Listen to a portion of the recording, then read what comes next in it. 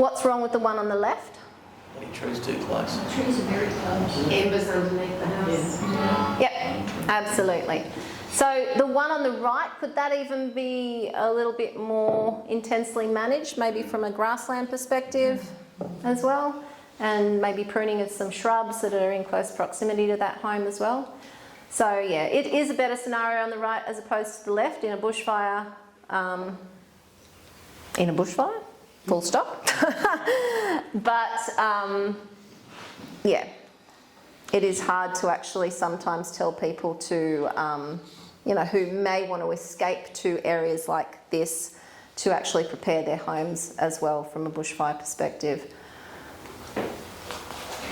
I talked to a few multiple occupancy groups up at the Tweed a little while ago as well. So it's about sort of identifying why they've chosen to move up to certain locations and isolate themselves from certain people and things like that. So you've got to sort of handle them a little bit differently in terms of what they could do, some minor things to, you know, improve vermin control, but it also improves bushfire protection as well, and just sort of attack it from a different perspective.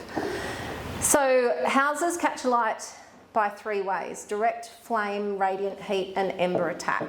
So direct flame is obvious, flame touching the structure. Radiant heat is, as Kevin was talking about, can be the killer from a glazing perspective. It can also bring timber elements to a state of ready combustion a lot quicker.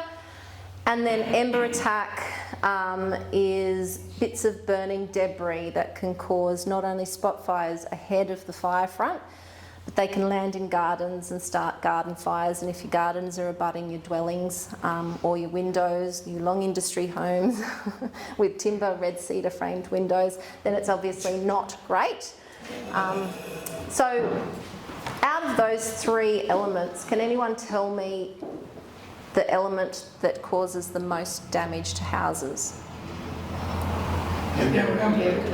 Yeah. So ember attack is responsible actually for somewhere in the order of 80% of houses burning down, as opposed to flame contact and as opposed to radiant heat.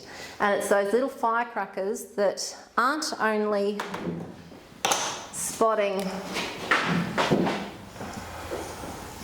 ahead of the main fire front and causing their own little fires that then expand into bigger fires, that then expand into this fire, but they can get into any little gaps and crevices in your home. They can start fires in your gardens, and that can be 2 hours worth of ember attack before the main fire front actually passes or gets to your home.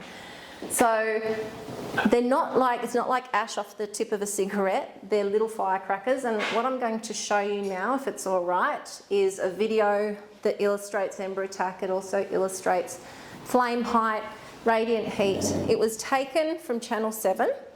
It's on a Twitter account, so they've put it to music, and apologies for the music. It's a bit lighter than I probably would have chosen. Can you drop the volume? Pardon? Can you drop the volume? Yeah, we can drop the volume. But it's a good indication as to fire on a bushland-urban interface. It was taken in 2018, so just before that 2019 period where we were in a state of drought, in Menai at 8:30 at night.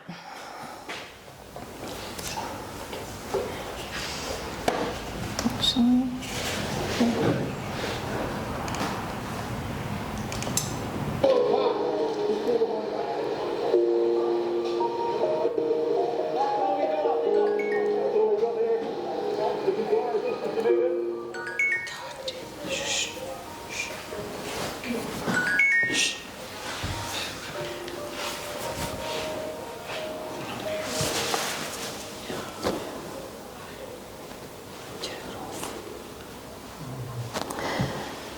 so that's obviously, that's all embers.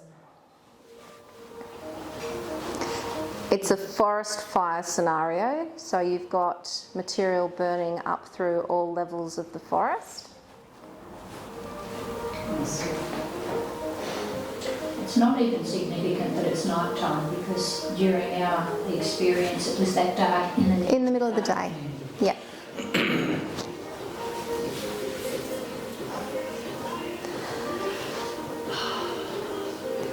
So you can see the wind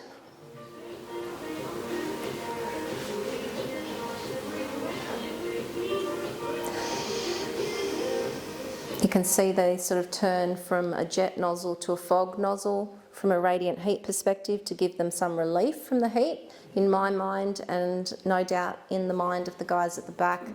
They shouldn't be in that location, they are too close. And you can tell when they're like doing this. But it's not so much about showing you them, it's about showing you the conditions associated with a forest fire.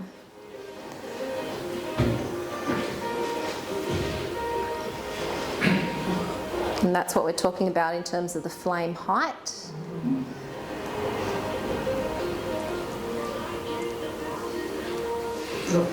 And that's a typical photo of a hot summer night. Actually, no, well, it would have been, but this is actually in August. So,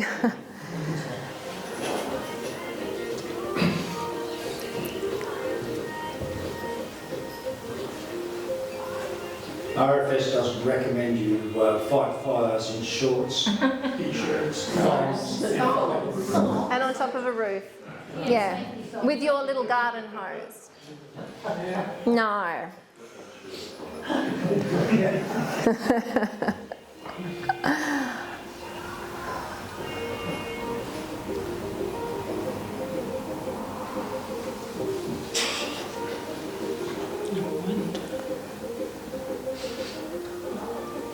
So you see all that ember shower on the ground there? It almost looks like molten lava. So you can imagine that in your grass fire scenario.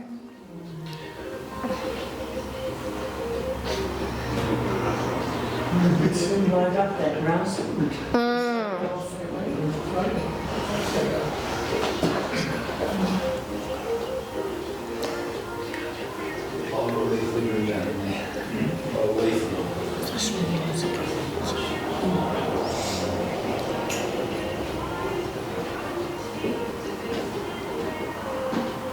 And even in those instances, with those fire trucks being so close, they probably did experience a bit of melting happening on their rearview mirrors and their paintwork and stickers and stuff as well.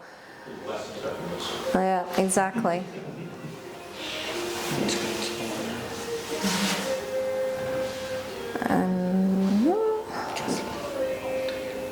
So anyway, that just gives you a bit of an indication moving forward in terms of why we're going to start to apply certain things to our home and around our gardens to try and, you know, it's not going to eliminate that, but it's going to minimise it as much as possible. Is there a possibility the only reason that those poor firefighters are there doing that is because the residents hadn't left and they're now just trying to save their lives? Do you guys want to answer that from a firefighting perspective? We don't know where it is, you know. Looks like a residential area. It's a residential area. In my mind, similar to what Kevin said, if he doesn't want to go down a particular area to put his crew's life at risk, he's not going to do it for a house. And being in Menai, it may be a residential area, but there's probably a road and concrete and more dwellings behind it that they can actually retreat to, the owners of that particular home. I think it might be a bit of gung-ho-ness and a bit of, oh, yep, come on, we'll get down here. There wasn't any panic? No. Yeah. Which obviously also means that their crew leaders were quite calm about the situation and no, it's not, you know. So, yeah.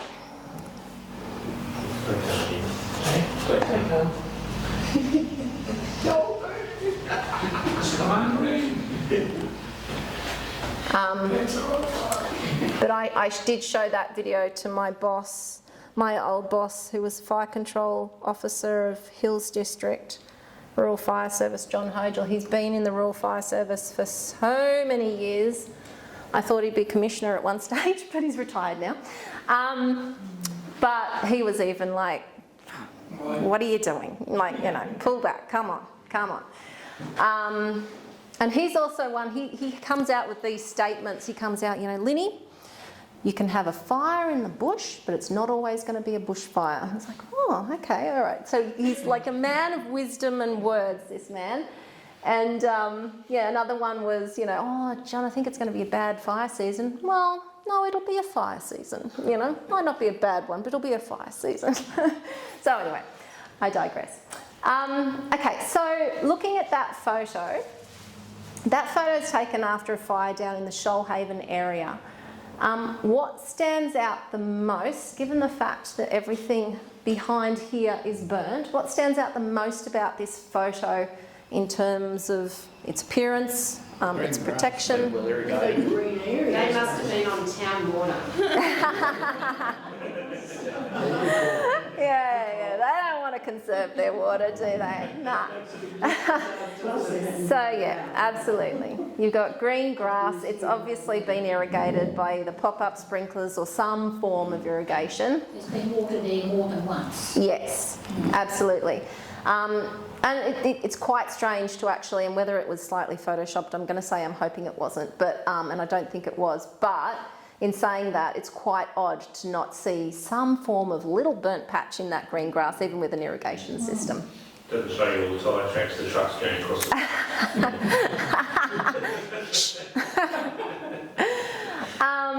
Okay, so what else? What have we got around the home? Do we have like overhanging trees and trees coming right up to the home? No, so the trees have been removed from directly around the home. You've almost got Good access in and out for a truck to get in and out. Big driveway. big driveway. Yep, Safe in and out. paved areas around the home. Apart from this little bit of green here, there looks like there's all paved concrete kind of areas around the home, and then obviously you've got grass around the edges and stuff like that. Garden beds look maintained, no overhanging tree branches, no build-up of leaf litter that you can see in your valleys. Don't know what's going on specifically in the gutters, but it looks pretty good. It's a little oasis that's surrounded by what? What's surrounding that oasis, separating it from the more bushfire hazardous vegetation? A road? Fire trail. Yeah, fire trail.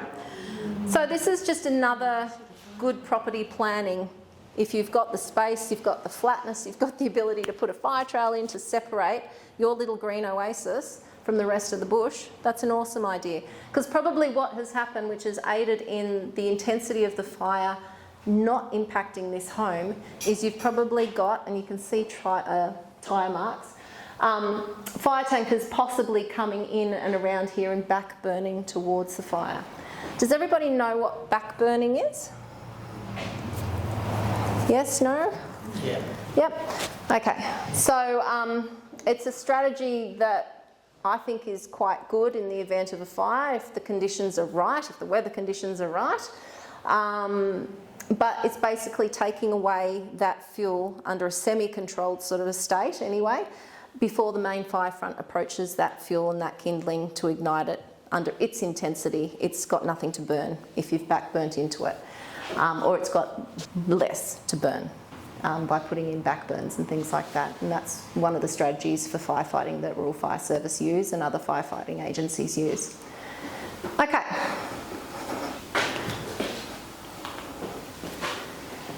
So who has garden beds directly abutting their home? I do. Yep. Who has mulch in those garden beds directly abutting their home?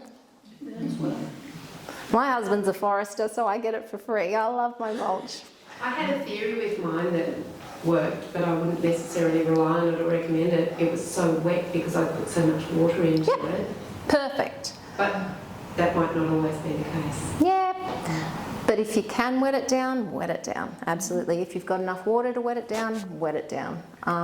It becomes expensive to go around, if you've got a lot of garden beds around your place, it becomes expensive to go, okay, we'll rip up all the mulch and then we'll lay down pebbles or scoria, which is like a volcanic mulch, or crushed sand or crushed rock of some description. It's obviously better from a fire perspective, but you know, if we're looking to do small little stepping stone steps towards improving our property and we don't have hundreds of thousands of dollars to do it, then maybe let's think, okay, yes, it's mulch, but if I'm there and I can keep it wet, or I can install a sprinkler system in there that I can just flick a switch and it can keep it wet, run off a static water supply tank or whatever, then yay.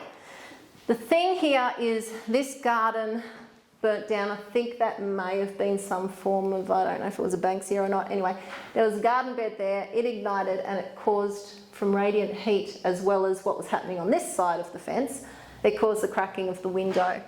That fence was actually a brushwood fence as well, which didn't, you know, it added to that radiant heat, which is basically kindlings coming straight up to your home or close to your vulnerable elements of your home. Mulch burnt here, but interestingly enough, that timber frame was preserved, but you've got cracking of the glazing. So there was obviously enough heat in that garden bed to not necessarily ignite the timber in that shot. Don't know what happened half a metre down here. But the glazing element did crack, and if there was wind and more radiant heat, then that could probably fall in on itself and start a fire inside that home. So that's just something to think about.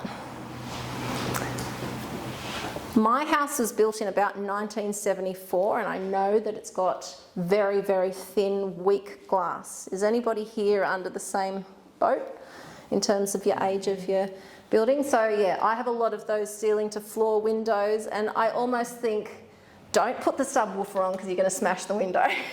It's that thin and it rattles and everything like that.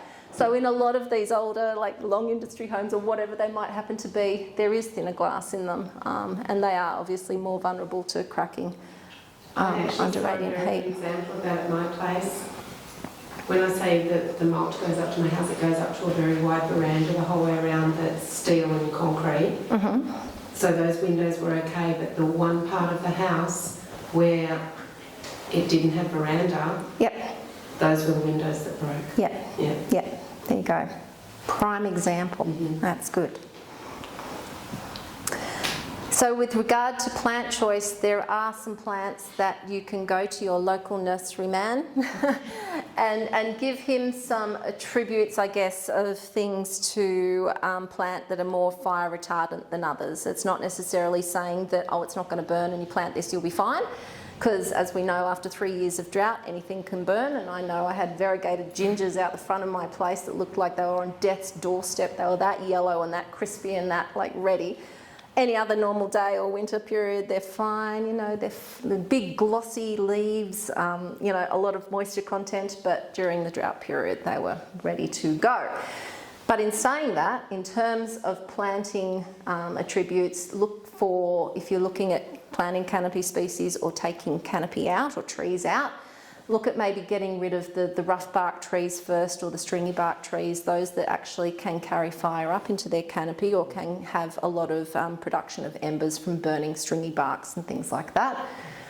Have something with dense foliage. Obviously, when you compare a fine grevillea or hakea or banksia compared to a lily-pilly, for example, or something that's got more of a bigger, glossy, dense leaf, that kind of shrub is going to be better than something that's more spindly, it's drier, it's got a higher oil content, and it's more open and aerated for fire to get in and to be able to burn it quite efficiently.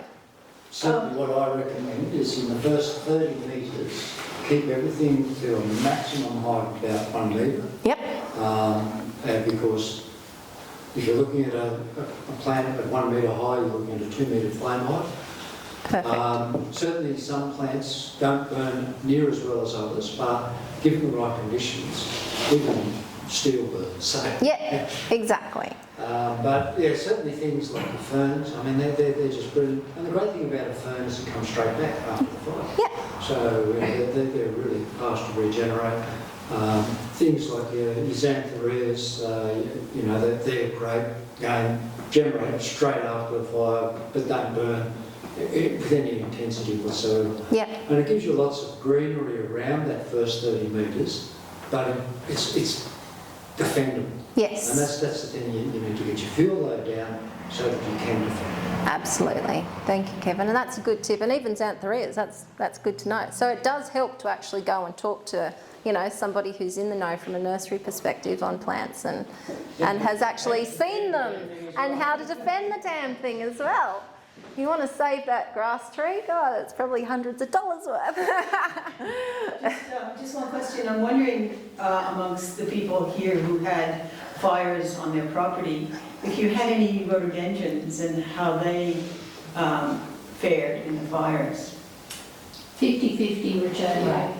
Depends on how mature the root base was. So they can't put it up and just. And did they burn, like, did they look like a big flame or? It varied again, depending upon where the particular plant was. Yeah. Some burned, some just wilted. But they all went back to the root base. Yeah. There was nothing, there were no sprouts coming out above ground level afterwards. Mine Half burnt too, Chris. came back and half did not. Hardly any of my rhodos survive. So, Okay. Yeah. I'm thinking of using them as a sort of a fire screen, far from the house, but just in terms of the initial ember attacks and so on. Just because of their size, and I've got a downward slope, mild slope there. But I was just wondering, yes, how well they recovered. Well, I had one on the west side, near Ampletech, and the three of them all came back. It's good to know. the fire Rhododendrons. investigators when they came and looked at my place, it's considered a weed. You've got to be careful it doesn't get down into the bush. It's not native, but the agapanthus actually helped to save the front of my house because there was quite a lot of water that I put into them, and they protected the front of the house. Yeah, Well, they don't get they are quite wet, aren't they? You can't let them get into the You bush. either love them or you hate them, don't you? I love them at the moment. Yeah, well, if they've done their little job, their back off fire job, then that's what you want. Do you think fire, well, you know how you've got Channel 7 or Channel 9 News and they're like, trees were exploding. Do you think trees explode, or do you think it's more related to the vapour and the oil? And yeah, which obviously a lot of our native vegetation has oils in, and you can hold a leaf up to a light and see the little oil glands in it to work out if it has a high oil content or not. But yeah, it's more the vapours. I had my son asked me once for an assignment, Mum, why are the Blue Mountains blue? And I told him, well, it's because of and this is my dodgy telling, because of the light and the refraction of light and the oil content in the leaves and the trees and whatnot. Anyway, I was going through this explanation. He's like, no, that's not it. I'm like, what? And he's like, no, Miss Ridley said it's because of the blue flowers. They've got lots of blue flowers and that's why the mountains are blue. And I'm like, this is my son's primary school teacher telling you that. I'm like, what? No, believe me, not her. Nah, she's right, you're wrong. Fine, okay. Okay, so in terms of the trees exploding, etc., and when we're removing trees, or do we need to remove trees, are trees bad? It's all taken in context, I suppose, with trees. This, I think, is an American shot, an American fire that's come along here. Yes, they're all like your conifer type trees. However, there's no real fire activity within them, so they've provided a barrier to a bushfire. Would I necessarily tell you to plant them like that and with that density around that house? No, I wouldn't. They put on quite a show for the people that did have them back in 2019. Yeah. in a very spectacular manner. Yeah. Those trees in particular.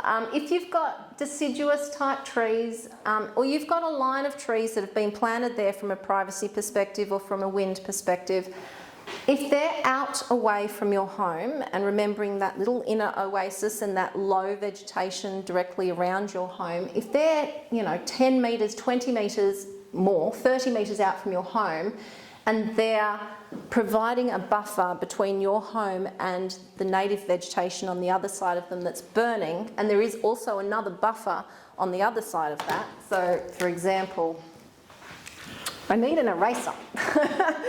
All right, so you've got your house here, it's not a very good square. You've got your trees here, and then you've got your more consistent vegetation here. There's a buffer between them here and a buffer between you and that tree line. They can actually be ember catchers from the flow through of embers to your home. So trees in their right location aren't bad. If they're scattered again throughout your property with maintained grass underneath them, and they're like 5 metres apart, or their foliage is 5 metres apart or whatever, they're not an issue either. It's only when you have a tree and shrubs and ground covers, and you're actually creating, that's really bad drawing. I'm actually an artist, would you believe? I can paint, I just can't draw on whiteboard. But you have that ladder fuel from the ground to the vertical, and you have that replicated behind it, then that's when trees become a problem, because you can actually transfer fire from the ground up to the tree. And another point with canopy fires is if you have a steep slope and you have lots of connecting canopy, and I've just written over your thingy, sorry Karen, then that's when you can get a canopy fire that produces that kind of effect. But with the whole heat rising and the drying out of fuels above it and everything like that, you still have to have stuff underneath that and that being connected for it to be an issue. So trees, yes and no, good and bad. Okay, so having a look at these three photos, the photo on the left, does that look like, sorry, it's probably a bit zoomed out for you guys, does that look like it's fairly managed around the house? Are you comfortable with that area of management? Possibly, if you can see it. Do you think the veg in the back is a bit too close still to that house? It's hard to judge how far back the trellis trees are. It is, it is. If they're within 10 metres of that structure, do we still want to try and get another 10 metres if we can, if that's not on the neighbour's property? Yeah, I'd always aim for trees to be somewhere in the order of 20 metres plus back, if I could, from a building perspective. And then managing obviously the garden beds and the lawn around the home, so that's not too bad. The middle photo is a little caravan with a little elevated timber deck out the front and an awning over the top. What do you think their scenario would be in a fire? Do you think it'd burn? Do you think it'd be okay? I think it would burn. Yeah. Timber deck with space under it. Yeah, exactly. So embers could lodge in underneath this sort of subfloor space. It's a caravan, so it's going to have little holes and little, be compromised here, there and everywhere. It's got its defensive equipment, it's got a little water tank, it's all good. The thing I like about it is that, yes, the structure itself to an ember is like, ugh, yay. But they've managed around it. They've done what they can to sort of manage around that structure to give it the best chance possible by mowing the lawn. And then by also having, I guess, these more, not deciduous, but glossier leaf kind of trees that are separated with managed lawn underneath them. So yeah, it's okay. Not fabulous, but it's okay for what it is. How about this one? Catastrophe. It looks like it's North Shore properties. Doesn't it? Yeah, on the way to What are you saying about the North Shore? I used to live on Polaroid Planet. Oh, It yes. just looks like any one of hundreds along there that are just Yep. like that. Yep. Built on the side of a rocky cliff with vegetation coming up to it. Yep. Lots of. Sometimes rainforesty looking kind of Very vegetation. pretty. Yeah. So this is, I don't remember where it is, but it is actually very similar to one that I actually assessed in Pennant Hills, where you have Lane Cove National Park on the other side of the road that basically is here. And you have a lot of that sort of being a national park, and in that particular area you have a lot of trees coming right up to the road verge and then the overhanging canopy. And then on that side you have the trees down the bottom of that slope and the overhanging canopy, so you have this beautiful little avenue of trees to drive through. So yes, from a fire perspective, not great, because you have the connection between the grass, the understory, the rough bark of the bloodwood trees, and then the canopy leading straight up to that home. They'll have a good view of the fire. They would. They certainly would.